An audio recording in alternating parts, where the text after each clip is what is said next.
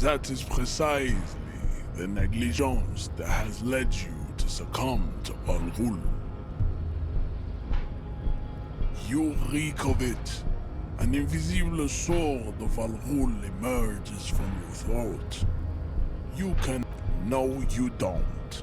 You need jerking motions, signs of a late-stage neurodegenerative disorder.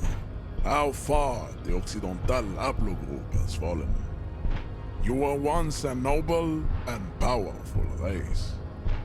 You gave the world eugenics, electricity, and powerful weapons of war like missiles and aerostatic aircraft. You made great gains in metallurgy, race theory, and statecraft.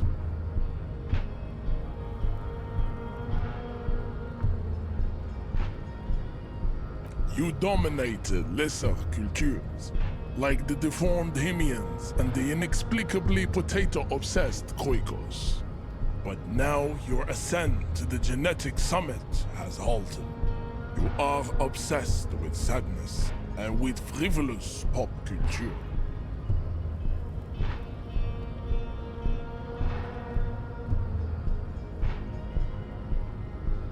You will be superseded. Isn't that right, babe?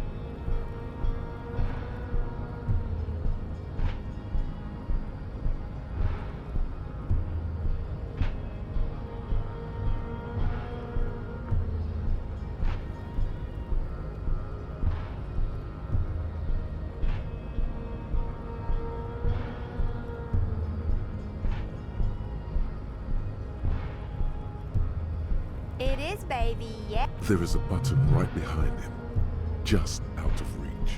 It must be the one that opens the door to the harbor.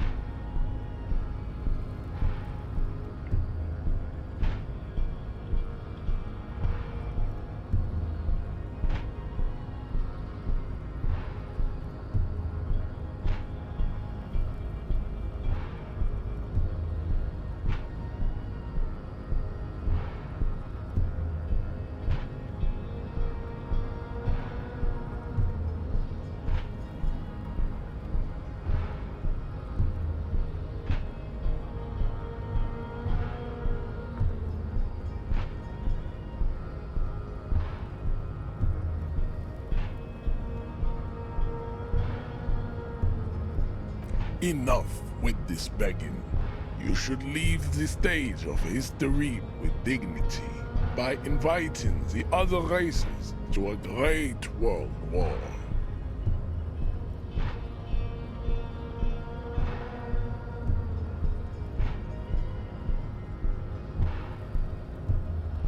Bring your troops to the Simonine Islands and to Boogie Street, and we will pulverize you. When you are gone, we will build a museum for you. The walls will be lined with bottles of Al Ghul, your beloved beverage. Inside, we will store the odes to homosexuality you call art, and your microcephalic skulls. This is your chance. He's talking. Rip into him with a punch and catch him off guard. The man looks at you, silent. You are not Santiago. Santiago is not you. Even the phrenically impaired can see this. Racists are generally not very good examples of their race. Welcome to Revachol. You hear him yell at a redhead woman visiting the fritter nearby. I am not like them. I am craniometric perfection. I have taken the trouble to permanently draw a phrenologic grid on my skull and features. This should dispel any doubt. Correct.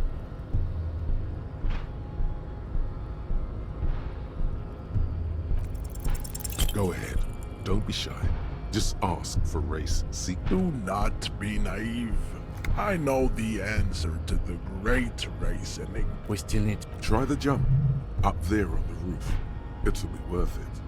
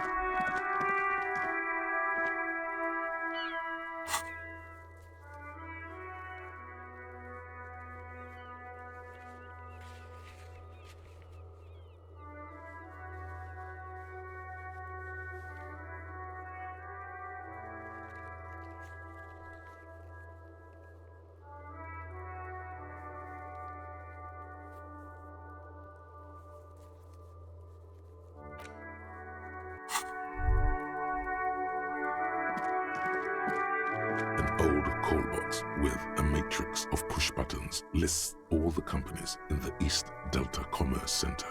An off-key melody starts playing up. Kuno, please stop calling here. Grown-ups don't have time for your stupid games. Please don't do that. Doorbells are not toys, and this one isn't even working properly. Please don't call us again. Thank you.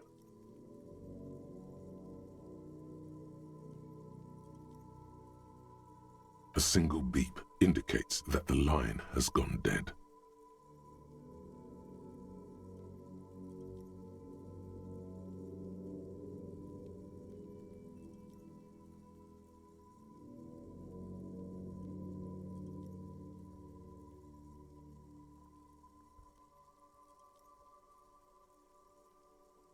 You ring the doorbell, but no one answers. Just seeing the words Andro Orlando gets your hackles up. Its very existence is a threat to your masculinity, to say nothing of your hair.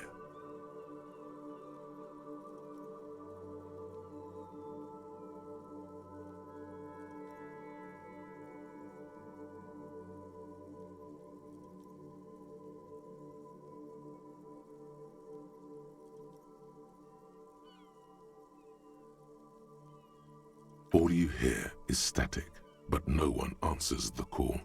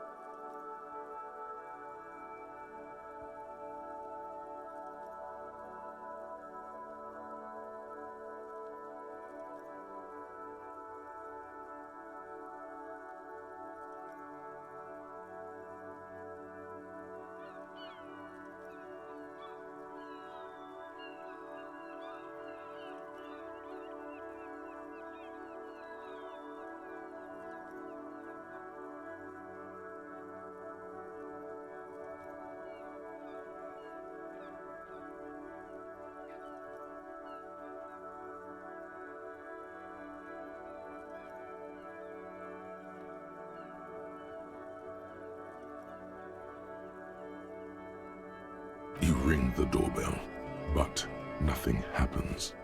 Try again. You didn't press it hard enough. Thank you for calling the 24-hour window company. This is an automated message. Are you experiencing a window-related emergency? During non-business hours, please call 00725-477-651. The streets are mean, but we're always there for you. No, not a window-related one. 12 name cards on the call box read. You wait for a minute or two, but all you get from the call box is silence. No one answers the call. Looks like someone has melted half the plastic off with a lighter. The doorbell doesn't work anymore. You hear static from the intercom speaker. It sounds as if someone has picked up the receiver but isn't saying anything. You can almost hear them breathe. Yes, hello. This is Tricentennial Electric. Have you come to place an order? Wait, but what happened to Slipstream SCA? There's no Tricentennial Electrics on the list. My God. The lieutenant exchanges a look with you. It's you. My God. I didn't think I would hear your voice. It's a woman, and she knows you. Your heart beats faster. She must be mistaking you for someone else. Michelle, just please. Sounds like a ghost. Wind blows through your clothes and you feel detached from your surroundings. Inside the building, a cold memory hangs. Why did you even call? I don't understand. You've been gone for months. I thought you didn't care.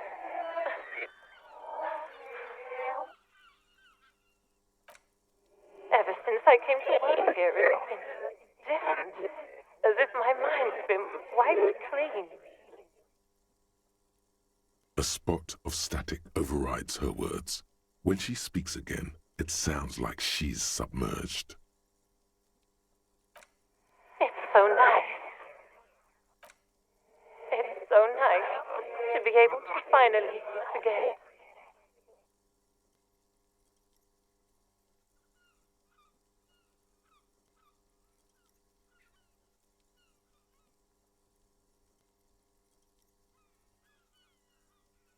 She sounds like she's about to cry.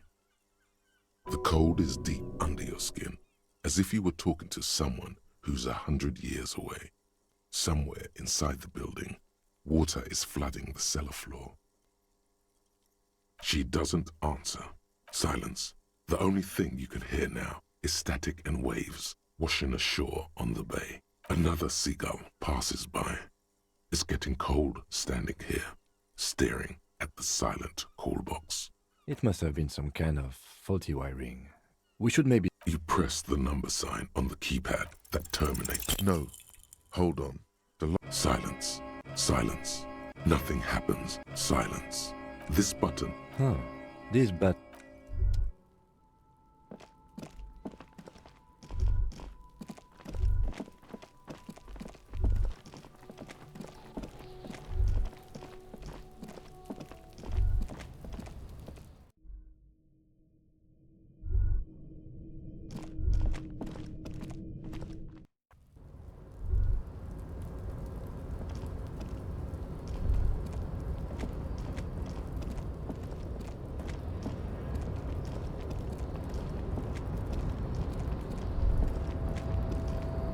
tarpaulin cloak with possible RCM markings is still caught on the railing.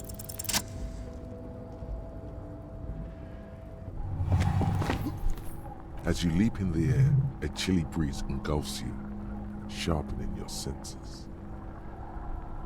Ankles tingling from the tension, blood roaring in your ears. You are ready for your rendezvous with the concrete pavement below.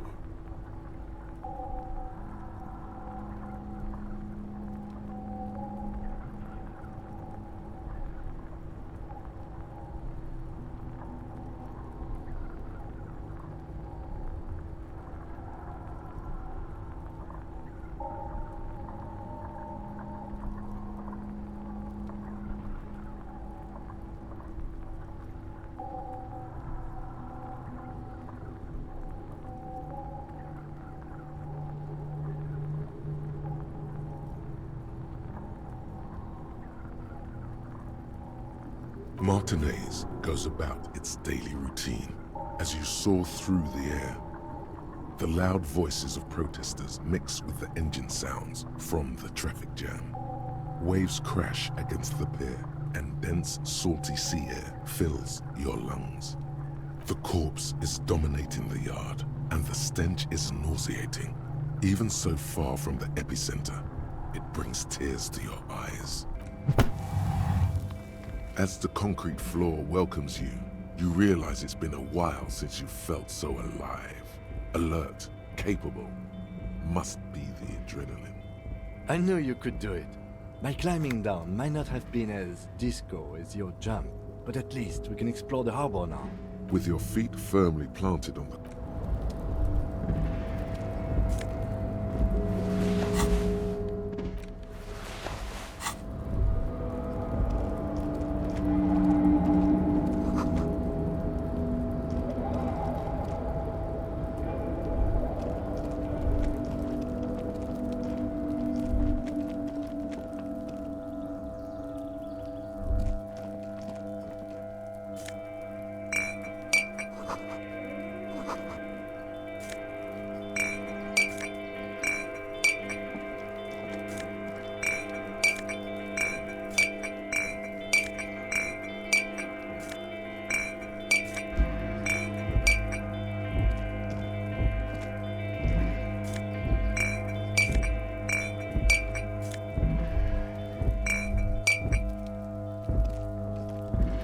This is the night watchman's booth.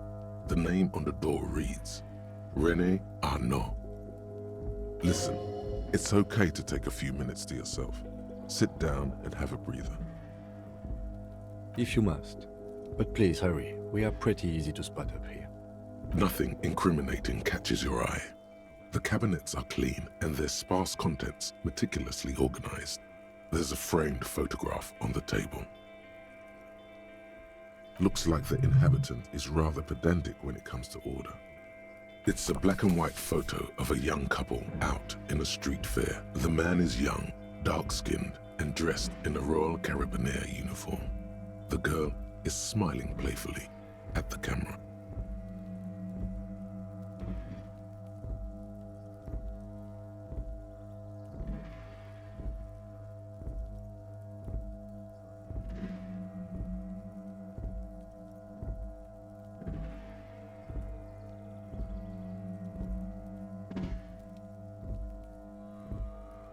Why did you take that?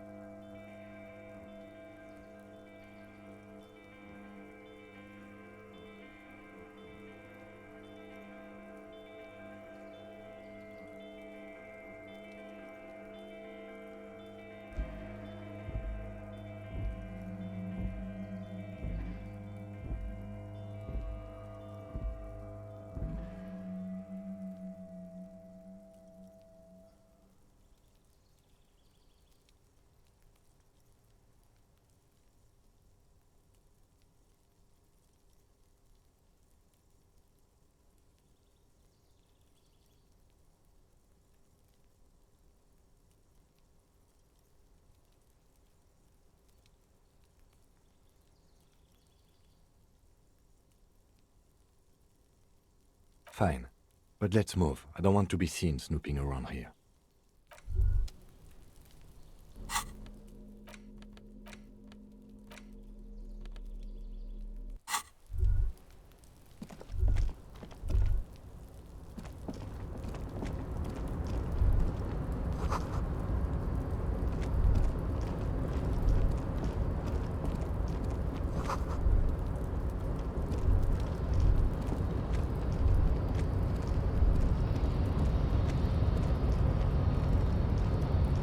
A rusting control panel with several knobs.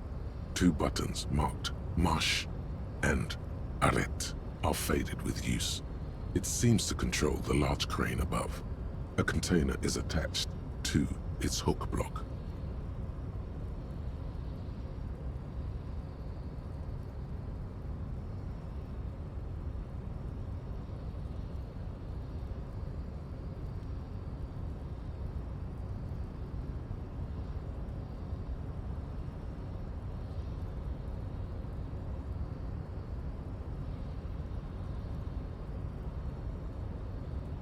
a loud grind, the crane shifts overhead, moving a massive metal container through the air.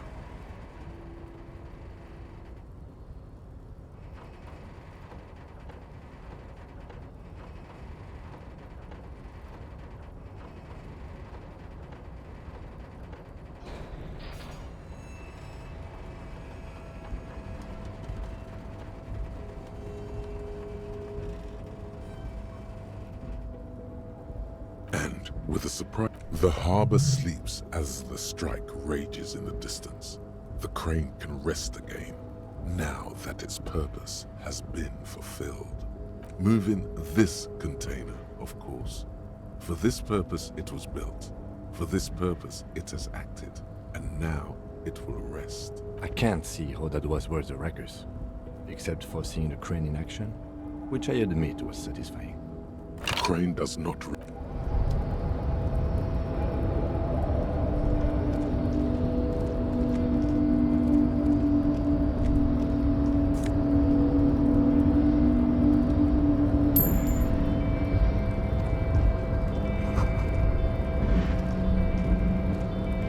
Before you stands a cargo container, just one of many in the yard. You do? Because I don't. There are a million containers here. Why are you fixating on this one? You just picked one out because you wanted to interact with a cargo container. We are not here to interact with containers. We are here to interview the Union boss. No reply. The knock produces a hot. You attempt to turn that. To your left, the lieutenant considers your actions with some puzzlement.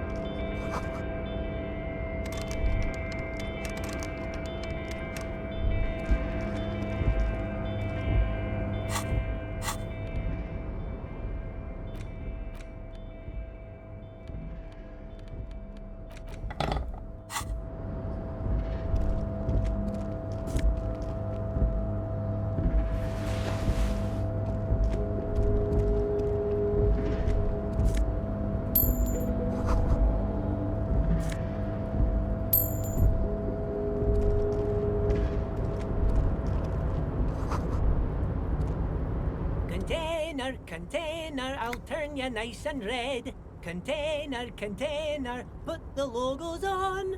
Container, used to be Wild Pines. Container, now belongs to Everard.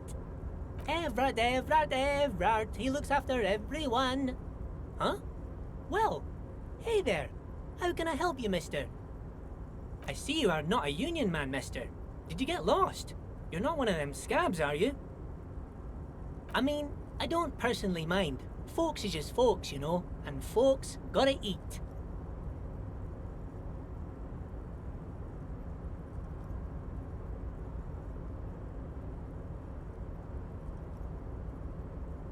Just some of the other guys don't look too kindly on the scabbing kind, if you know what I mean, mister.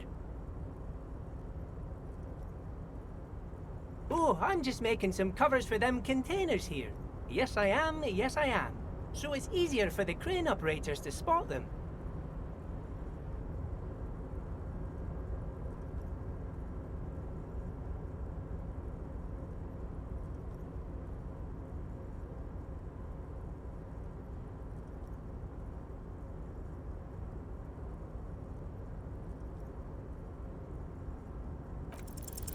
Everything is so pretty and red. You and Leo look like brothers as you glance around with similar childlike wonder. Sure is, mister. Sure is. Really livens up the place. Yes, it does. Yes, it does. I had to break this bonding moment, but the red containers mean they are replacing the company livery with the Union livery, which means this strike isn't gonna stop anytime soon. Oh, most of the guys are down at the gates, keeping the scabs from coming in. We're on a strike. The whole union is. You don't have to work when you're on strike. Ha! We haven't worked for 2 months now. So no one is working? Not everyone is down there, of course. Mr. Evrard is in his office, where he always is. And Jean-Luc is guarding the gate.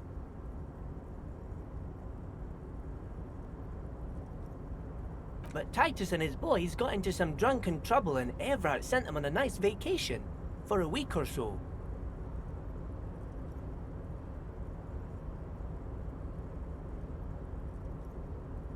Oh, I'm not really supposed to talk about that. That's union business. Him and his boys stirred up something in town.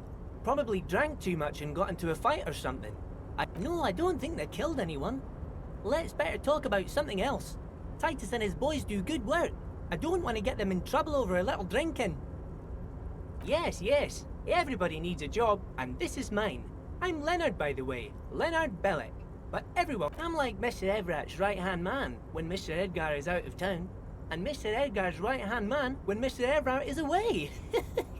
Actually, Miss Beaufort is the right-hand man, but she's a lady. Who is this, Miss Beaufort? A real pretty lady with a skin like those Douai Sucre candy bars my missus likes so much. Them are real nice to suckle on once the dinner is done and me and the missus sit down beside the radio. But I can't listen to the radio all the time. There's so much to do around here and I'm always busy keeping things running here. Yes I am, yes I am. Oh, Lizzie, she is a real sharp tool. Mr. Everett put her through some fancy school and everything, east of the river.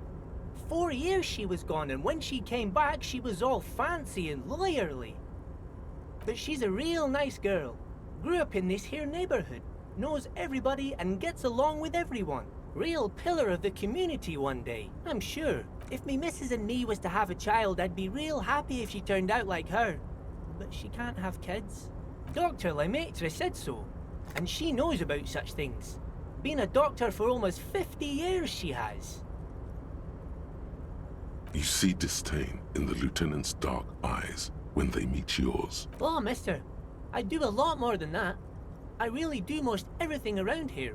Mr. Everett said many times I'm irreplaceable. Oh, that one. That should be empty as far as I know. Lots of containers here have nothing in them. They're just waiting to be loaded up.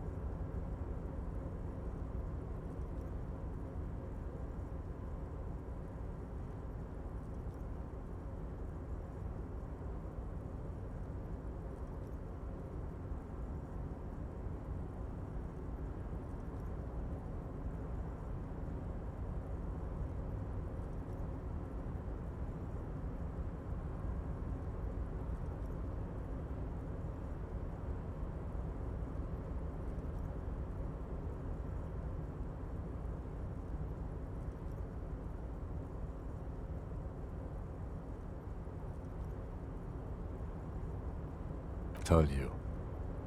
Oh, you want Mr. Everett then? Guys like Mr. Everett and Mr. Oh, Mr. Everett is where you are. Bye-bye now.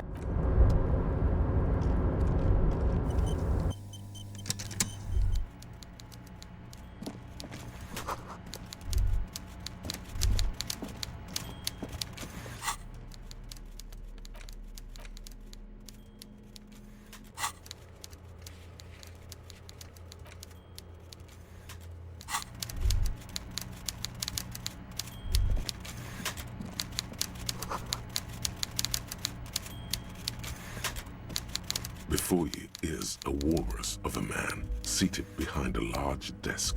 He looks up from his work, not the least bit surprised to see you. With great effort, he straightens himself up in his chair, yet says nothing. He simply stares at you with a mixture of expectation and impatience, well bottled. Welcome, Mr. Dubois, Mr. Kitsuragi. It's good of you two to stop by. Please, have a seat. I'm Everard Clare, head of the Debarders Union here in Martinez. I'd offer you my hand, but unfortunately my health prevents me from getting up. You understand? He looks extremely comfortable. The tiny folding chair, on the other hand, looks like a torture device.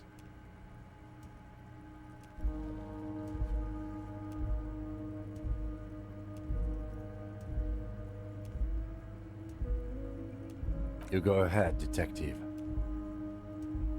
Whatever he has in store for you, it can't be good, he thinks. I'll do my best. Forget about that. What's with this Dubois stuff? You're getting some seriously bad Please, Mr. Dubois, let us converse in a civilized manner, as equal. It's nothing. Yes, that's probably right. It's nothing. Very well, Mr. Dubois. I, too, have Should you find yourself more amenable in the future, I'd You're no Titan of Felician, buddy. He's got you in a fork. Sit down or leave. Excellent, Mr. Dubois. I can see that you're a reasonable man and reasonable men. So tell me, how can the head of the... The chair you're sitting on has got to be the most uncomfortable chair in the world. It's violating your backside. Oh, by the way, I heard you got a rather rude reception from a certain Lawrence Gart. Some people have no manners, it pains me to say. This should take care of that nonsense.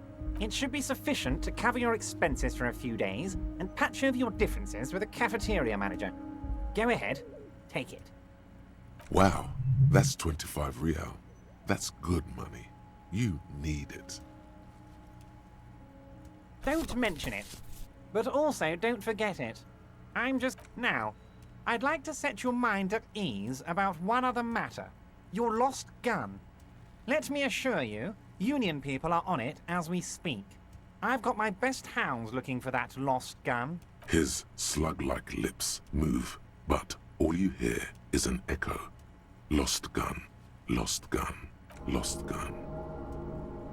The world is swallowed by a black hole of fear. Are you all right, Harry? You see, man, it's not like you left it loaded. You didn't lose a loaded gun. Local children aren't out there playing with it right now, pointing it into their own mouths. It's in a safe place. I just know it. I have a feeling everything's going to be all right. It was loaded. There were 2 bullets in it. You always keep at least 2 barrels loaded. God, you're sweating. You want to cry? God. Mr. Dubois, you don't look so good. What is this, Mr. Dubois? Mr. Dubois! Mr. Dubois! Maybe you could use your hands somehow. In a kind of... Don't be dramatic. What an odd demonstration of... you got me, Harry. I don't even know what. As entertaining as it was, I'm afraid we're wasting our time. And I'm an extremely busy man, as I'm sure you are too. Okay, enough. We are here to ask you some questions pertaining to a murder investigation. Quick, here's your window. Get yourself together and ask him quick. Of course. Let us dispatch with the formalities. You call me Everard, I call you Harry. My God, so it's true. I didn't want to believe it, but you are a fantastic science fiction amnesiac cop, aren't you? What are the odds of that? I think the odds of that are very low. I assure you, there's nothing to be ashamed of, Harry. You're among friends, and the good news is... I have a big fat folder on you, Harry. I'm sure you have a lot of questions to ask. Maybe I can help you out. Don't trust him. For all you know, Dubois might be his name. You need to confirm. I'm sure you had some concerns you thought I might be able to address. And you were probably right. I can. It's just a brown folder. You can't make out what's written on it. Are you trying to tell me you've gotten hold of some of our documents? Mr. Kitsuragi, would you mind? Me and Harry are talking. It's Harry. Harry Dubois. You don't feel like either one of these things. You know what your name is. You have a sophisticated name, like that of a count, or a beautiful man. And I can work with you, Harry. Now, but of course, Harry. Your precinct is the 41st and you live in Jamrock. You're a Jamrock boy. A long way from home, but that's okay. Family? Harry, you're not a family, Harry. Is the Harry? You're not simply a cop. Of course I do, He's probably just making a guess based on your recent... This? I find that very suspicious. I'm afraid this is meant for Union eyes only, Mr. Kitsuragi.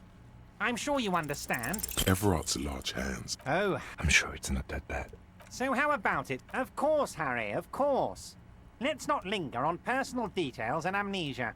You wanted something from me. Oh, of course. That's your main thing here. That's why you're in Martinez. I mean, it's no secret that the lynching is connected to the strike. So much to talk about. Honestly, it's been weighing on me so heavily. I understand you need to interview me. But there's a thing that's been keeping me up at night. I want to talk about the hanging. I mean, if we could just calmly talk, exchange information, we could blow this thing wide open. Yes, that sounds good. But I can't think straight with this thing weighing on me. You're police officers, aren't you? I have a crazy idea. Oh, you're being too modest, my friend. But don't worry. This annoying thing I have is completely legal. I just need you to open a door. Does this jiggling ooze think he's going to use you? He's got another thing coming. Play his game, son. Harry, my dear friend, I am what people call a local bigwig. I know everything that goes on in Martinez. Harry, I'm a very busy man, and more importantly, I don't have that extraordinary physique you do. You look like you could run around all day.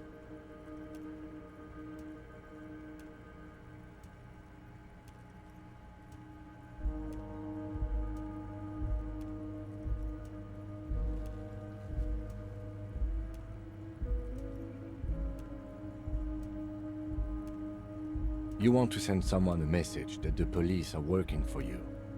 I repeat, I'm a very, very busy man, Mr. Kitsuragi, and therefore I must occasionally enlist outside help. So, oh, no one's. It's just a weasel. A weasel lives there. A loud blabbering weasel. When weasels feel no one is watching, they start acting foolishly. Just go there, unlock the door, and leave it open. It's been such a burden on me, Harry. I just want this to be over so I can discuss business with you. Fantastic, my friend. You can get the key from Manana. He's down by the gates. Manana's like a free agent in the Union. Special operations. Hardened socialist. A real free thinker, too. He'll tell you precisely where the door is. One last thing, Harry. Just open the door. You don't need to go in or anything. I just want that weasel to come home and see the unlocked door.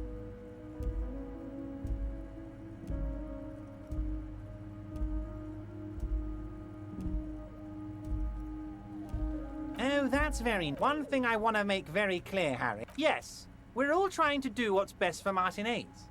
Don't feel like you shouldn't work with her just because you and I are such good friends. What do you mean, Harry? Nothing. I let him go. He's an old man, Harry. I wanted him to spend more time with his family. God knows how long he's got left. Harry, I have little people in my organization. I would never call someone a midget. Honestly, I'm beginning to think you're a midget, Harry. I'm only kidding, Harry. You're not a midget. No one is. We're pals. It's hard to say if he really lost his temper, or if this is another one of his tricks. Vanished? Oh, did I leave my casserole on? Better go home and check. The election can wait. When she got back, the whole thing was over. Yes, yes. Low balling, of course. This isn't a casino, His expression makes it... If she actually... It's a... Of course, Harry. I have no interest in... Tell her about all... This is weird. Not nice weird, but okay. My dear Harry. Harry, you smooth-talking... Smooth talking. Maybe that's the way to go about... Wait. You need this to get in and out through the... Here. You're one of us now. A real red and white Union man. Take care, Harry. As you turn, a bright light catches your eye, making you squint. So cool. From a distant sunset, a stage light, flash photography, nowhere in particular. It's just what superstar law officers do. They squint at lights, and they solve shit. Yeah, you have. You're a big dick cop, Dick Mullen. Salam Rocky Baye, badass on the edge disco cop. Time to recede into a ludicrous fantasy world. Here we go. Camera, lights. With a sudden flash, the world freezes around you, and you along with it. In an iconic monochrome solution, a black silhouette against a rasterized orange world. It's on.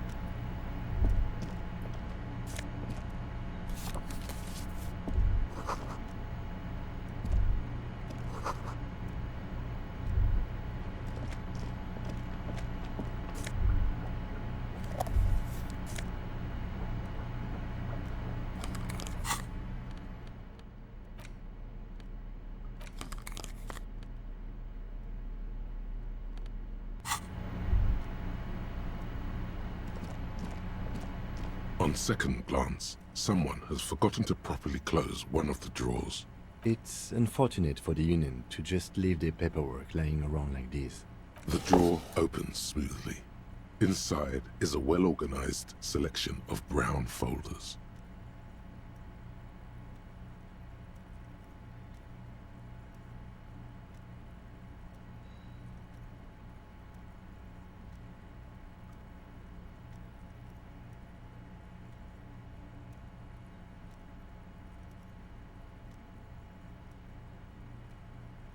Hundreds of documents containing logistical data. Two kinds of transactions stand out. Materials coming into Revachol from the outside world, from Muindi, Grad, and even Ilmara, and the same materials being handed over to companies inside Revachol.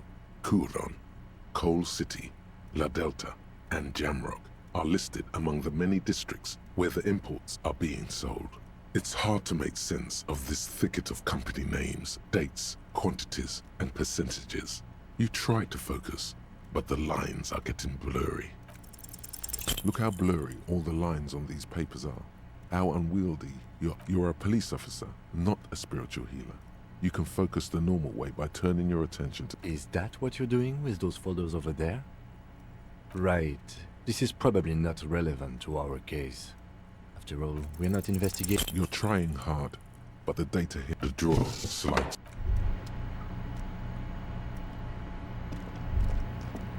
An imposing combination of a punch clock and a payphone. The machine swallows your coin and seems to be waiting. Your fingers run over the dial pad. 005. That's the dialing code for Revachol. 4952. And a moment of hesitation before entering the final numbers. 993. Calling. Still calling. Video Revachol, 24-hour video rental. You rent 8 and 10mm film for home use. This is Lamy. How may I help you? The voice of a youngster on the other end sounds as enthusiastic as that of a man walking towards the gallows. Video Revachol is a 24-hour video rental. We rent 8 and 10mm film for home use. This is Lamy. Sir, I don't know. It's a video rental. Maybe you rent videos here. No. Maybe you called to extend your rental period? Do you need to extend your rental period? Let me fire up the machine. Here we are. You haven't rented anything in 5 years, but you still have a copy of Blue Ocean Hell from November 46. Whoa, not a fun film, that one. It's not an easy watch. After the death of his daughter and subsequent divorce, Ziemsk immigrant Egidius Wojcik tries to come to terms with the onset of dementia. No wonder no one's been missing it. Still, it would be great if you could return it to us. We're on the corner of Voyager and Main. On the corner of Voyager and Main, a large neon sign hangs on the side of a building. Video Revachol, 24 hours. It's raining and there is almost no traffic on the streets. A woman's footprints in the mud lead away from the front door. Tiny heels tiptoeing down the road. Beautiful steps, light-footed with a lifetime ahead of them. You look up and the air seems to grow darker.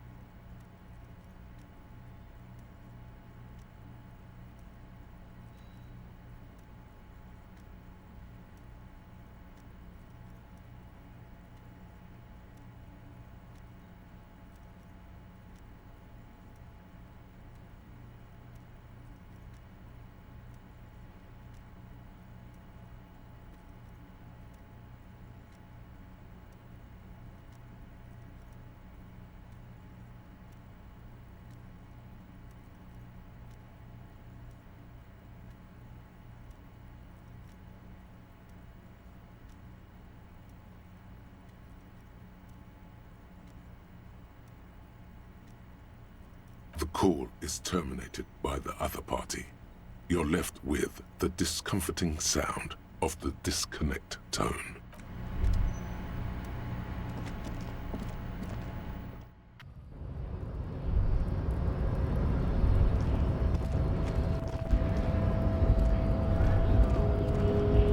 So, how'd you like our harbor? It's but a rest area on the path leading across open plains. Right. You talk to the boss, eye to eye. Like men of a key, huh? What door is this key supposed to open? Of course, I got you. You don't know anything.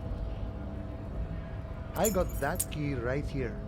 And let me tell you, it's mighty good of you to help us out during the strike. Working class solidarity, as they say. Bull or weasel? Oh, I know what you mean. I'm pretty sure he's actually Occidental, though. So you're gonna be committing fratricide, my racist. What you're looking for is a basement door behind the greenhouse. That's behind the whirling in rags. That's all I know. Our organization is what you call compartmentalized.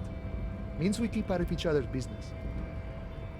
Okay, but where did you get the key from? The janitor gave it to me. Nice fella. We talked about life and things that really, truly matter. None of this mess we're in, this jiving and juggling. What's it for?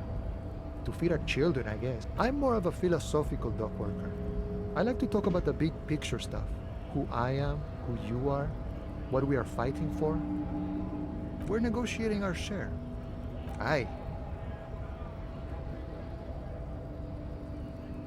All of it. However, right now we want all the harbor workers to be on the company's board, so they could take part in the decision-making process. No. I don't think I'm a communist. Seeing something of value and saying I want it all to myself is a much older and simpler notion.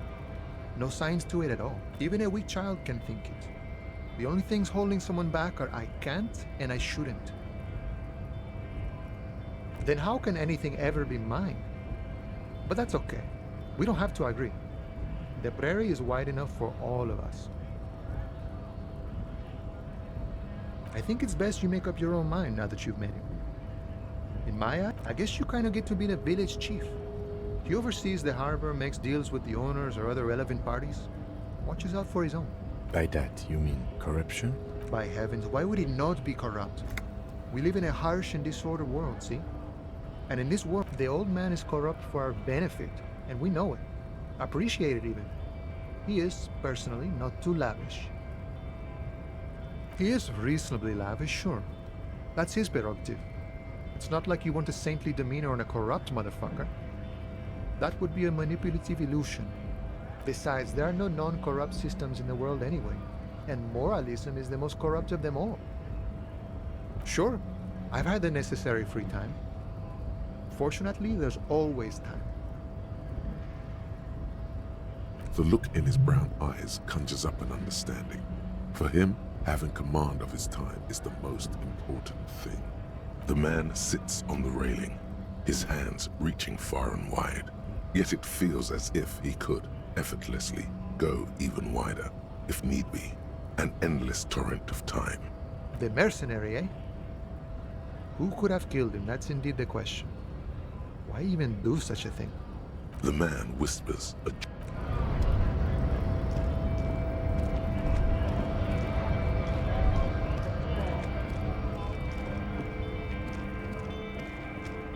Welcome to it. Do continue, sir. Come on, man. I know exactly what you... But you see... silence. Your partner needs backup. Now's your moment to shine. You two make a cute couple. You know that? The lieutenant exhales. Whatever you say. He smells of heavy motor oils, and his breath of high tar content cigarettes. Probably Astro. It's about biological determinism, natural law, the sorting of the races. Not the most popular topic nowadays, with a coalition in charge and all. You might want to change the topic. That is, bury your head under the sand like common sheep. Change the topic. The way he says it makes it almost sound like a threat. Not sheep, ostriches. Whatever, go back to your college class, Pino. I'm not just racist. Look, I've read books, huh? The science of racial theory has all been proved, even if some people don't want to accept it. People who've studied these things say that you and me are superior by design. So, naturally, we Occidentals should be in charge. Obviously, you can see the merits in that. Open your eyes. Haven't you noticed something different lately? An unfortunate downturn, maybe? Huh? When members of the superior race cease to believe in their innate superiority, they stop competing for resources. This concerns you, policeman, so you better be vigilant. The damn kips are showing up good lately. Same with the mosquitoes. And the other intruder species too. They're on the precipice of cultural victory. It's what the kips of Boogie Street are going for, right under our noses. And the others too, on the radio. Heard any chansons lately? Heard any motetos or leader? No. Dominating culture is how they plan to win. They say so themselves. It's true. Also, you need to realize the dangers of mixing races. Who knows what might happen if people don't stay in their birthplace? You might end up with a new sub-race, with unknown characteristics, leading to extra competition. That's why you've got to control the offspring. Don't push your luck, Runt.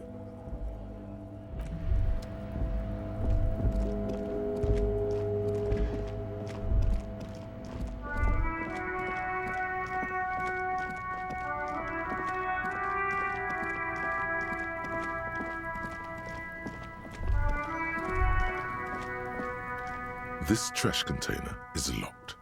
The sliding... This trash with a well-oiled crack, the lock pops open. It should now be possible to Don't. Maybe you should. The smell of rotten food rises to greet you. You see soggy cartons, dirty rags, and organic waste. We're just in time. This hasn't been emptied for over a week. You see milk, an egg rest with one broken egg in it, some pasta wrapper, Picking up the soggy packages somehow feels familiar.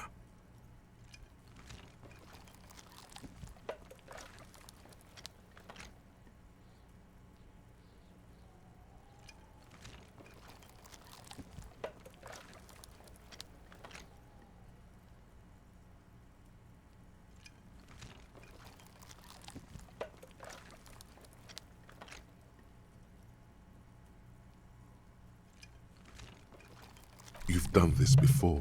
The movements are recorded in your elbows, the methodology in your fingers. You're used to this.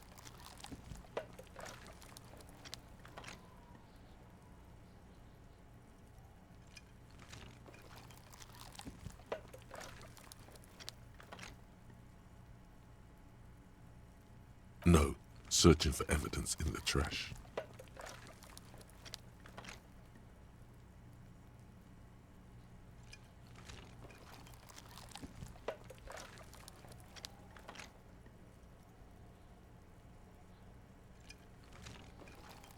A box falls into pieces in your hands. Batiste Soleil cereal. There are plastic pasta packages below, and turbo noodles. Nothing of note, however. Among the threadbare kitchen towels, something catches your eye. A pair of denim trousers. As the legs of the slime-covered jeans begin to unspool from the garbage, a rank corpse smell fills the air. Are these the victim's clothes? The smell is not nearly as bad as the cadaver. These clothes could not have been in contact with the deceased for more than 2 days after his death. Cadaverine odor is faint. If these belong to the deceased, they were removed when he was still in the early stages of... Drop them in here, officer. Yes, if we're still assuming the clothes were taken off to get to the armor, they must have stripped him of it fast, the scavengers, in a matter of days. Guitar-marked blue jeans, pockets empty or emptied. He wore them with a belt, too, a white belt. The loops appear stretched, but the belt is missing. That's it. Do you see anything else in there? I have another bag here. Something slimy catches your eye. A drab, long-sleeved shirt, olive-colored, appears from the food waste, dripping with pus. This is a military-type overgarment. No label or serial number. This is the kind of rib-knit shirt that's worn over light armor to conceal it in an urban scenario. The rest of the rags are just kitchen variety waste. A yellow old mug that catches your eye. But other than that... All right. We should go to Gart again and ask if he knows who put the clothes in the trash. It could be as simple as someone from the hostel cleaning the yard.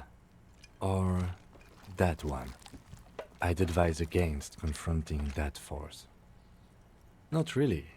All we know is the victim's clothes are in the trash, the lid was locked, and his establishment had the key. The fuck's he on about? See? The lieutenant nods, then looks. It's just organic waste, cold and slimy on your hands. Apple and potato peels, mostly. Unidentified sludge, and the occasional chicken bone thrown in for good measure. But hey.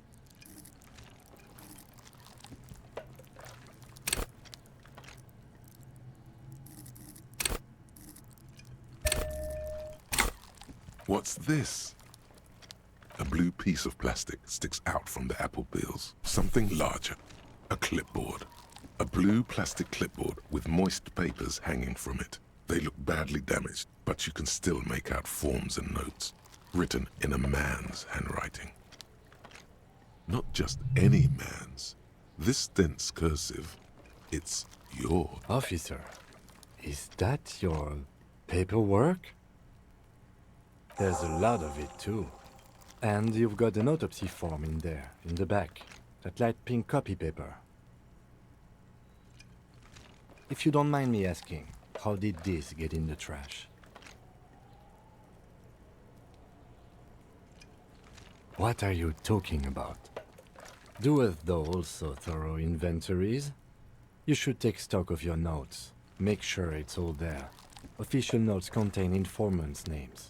if some of it has fallen into the hands of the RCM's adversaries, bloodletting may well ensue. It would also not hurt to start taking notes on the case. Now, tell me what your eagle eyes see. Or are we finished? You pick out a broken mug with an oddly racist depiction of the yellow man frolicking in saffron, only in its social sensibility. The container sounds a muffled gong. That's one thing off the list. I think we got...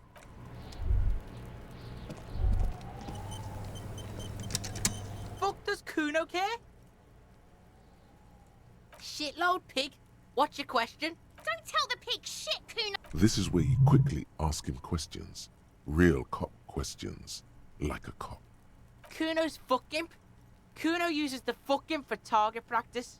He could have just said he doesn't know. Kuno knows shit. Kuno's not a snitch. That's all. Trying to make Kuno sing into the popo phone. Probably climbed. Kuno was busy down the road when that shit went down. You heard Kuno. Kuno wasn't even in Martinez. Kuno wasn't in Revachol. Kuno wasn't regional. I don't know. Some fucking... Mesk or I don't know. Some other place. Night City. Kuno gives this info out on a need-to-know basis. And you don't need to know. Kuno didn't smoke the gimp, if that's what you meant.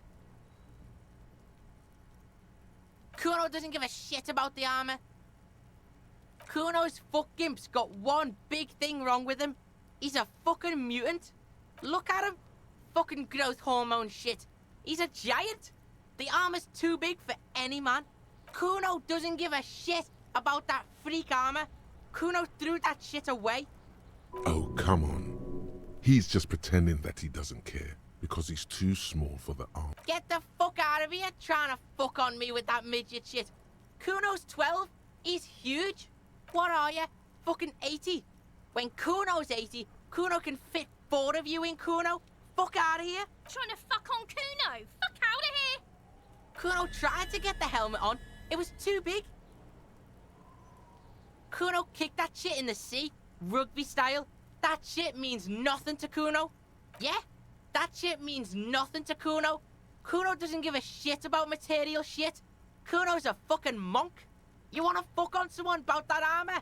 Go fuck the mustached union fuck. The jolly troubadour shit at the gate. Yeah, cock and boot. You know that jolly union cow fucker? Came around talking about cows or some shit? Came around pretending like he cares about cows? He means Manana, the laid-back striker at the gates. Yeah, he's the one you want to talk to. He's fucking crazy about that armor shit. Coming here pretending like he likes cows. Trying to catch a peep at Kuno's armor. Just a couple of pigs sniffing around in the dirt. That seems pretty fucking suspicious to Kuno. Yeah, you tell the faggoty Kuno. You're testing Kuno's patience. Get lost. Right, pig. This is where Kuno plays with his little wooden choo-choo. Fuck do you want with it? Yeah, Kuno doesn't know shit about that. That shit is beneath Kuno. Listen, listen. Kuno doesn't care about this small-time shit. Just listen. Kuno saw what you did there, dumpster diving. Sad shit. Kuno could hook you up with some sweet rags. Shit like Kuno's wearing. Your size, good price. 500 real. You'd have to be blind not to notice the giant white letters F-A-L-N running down his trouser leg.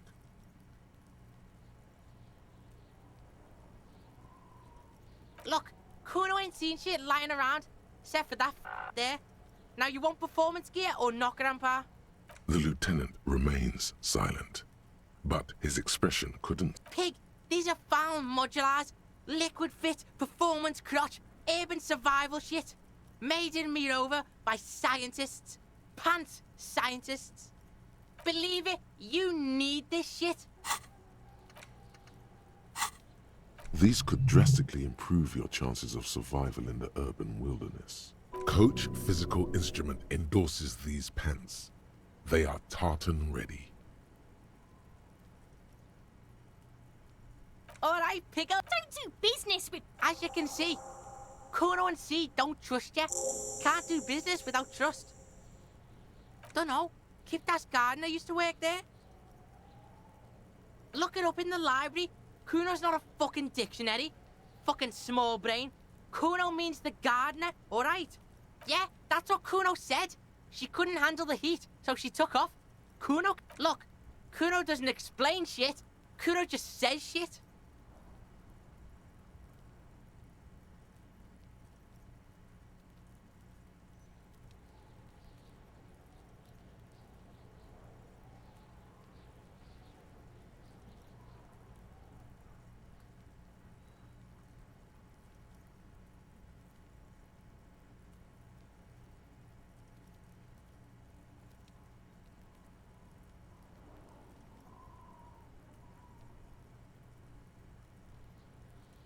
No, it's... He thinks you're fucking... Get the fuck out of... Yeah, whatever.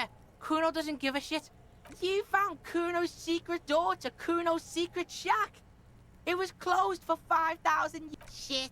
Get the fuck out of here. You can't do that. He can't do that, Kuno. Pigs can't displace. Can't do that teleport shit. How did you like it in there, pig old boy? Kuno's... Oh, that. Kuno decapitates pigs. That's just a Kuno demo tape. Yeah, to the both of you, watch your ass in Kuno's town, or Kuno's gonna fuck your head off. He is incredibly pleased with himself right now. That's where Kuno gets his daily hit of electric. Kuno Shazam. Kuno rides the fucking lightning in there, pig. Bet you'd like to ride the lightning too, wouldn't you? It's a vitamin, pig. You could use some. Yeah, it's the mag. You fucking need that shit. Oh, don't teach him, Kuno. He's gonna use... You're not getting this, pig. Fuck you, pig. Don't... Good call, Pigmeister. Don't come and talk to Kuno about his kingdom. Kuno doesn't... Hear that? Magnesium.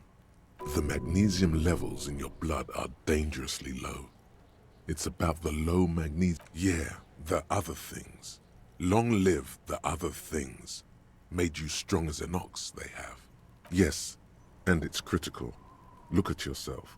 You're practically devolving into a fish. You need to get so magged up. You've probably had 2 heart attacks. And yes, if you want to live, you need to evolve. Just remember, it's not the alcohol, and it's certainly not nor smoking for 40. Some kind of superstar. They say the world isn't ready for a rock and roll cop. No one wants their state monopoly on violence to be mixed with celebrity worship. They claim to know it would be dangerous for detectives to rise to the ranks of demigods and have sexual encounters with barely legal cover girls. It would be insane, they say. To all this, you say, fuck off and die, in a cool voice. You people have no idea how good these cops are gonna get. They're gonna crack 20 cases a day.